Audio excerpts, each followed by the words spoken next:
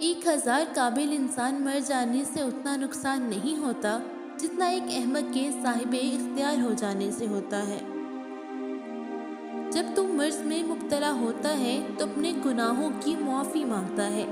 یہ اس بات کا ثبوت ہے کہ تیری بیماری نے تجھے غفلت سے جگا دیا۔ اگر تم عظمت کی بلندیوں کو چھونا چاہتے ہو تو اپنے دل میں انسانیت کے لیے نفرت کے بجائے محبت آباد کرو۔ ایک دن ہم سب یہ سوچ کر ایک دوسرے سے جدا ہو جائیں گے کہ جب وہ یاد نہیں کرتا تو میں اسے کیوں یاد کروں۔ یہ ٹھیک ہے کہ تم ایک گلاب نہیں بن سکتے، مگر اس کا یہ مطلب تو نہیں کہ تم ایک کانٹا بن جاؤ۔ جب سورج غروب ہونے لگتا ہے تو چھوٹے آدمیوں کے سائے بھی بڑے ہو جاتے ہیں۔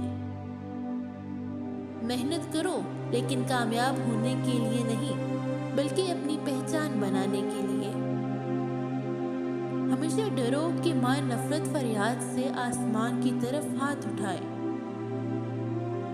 کھانے میں کوئی زہر گھول دے تو اس کا علاج ہے، مگر کان میں کوئی زہر گھول دے تو اس کا علاج نہیں۔ زندگی آخر کار رلا ہی دیتی ہے، پھر چاہے ہم اپنے ماں باپ کے کتنے ہی لاڈلے کیوں نہ ہوں۔ ہر چیز ہمیشہ ناممکن دکھائی پڑتی ہے، حتیٰ کہ کوئی اسے ممکن نہ بنا دے۔ انسان دکھ نہیں دیتے، انسانوں سے وابستہ امیدیں دکھ دیتی ہیں۔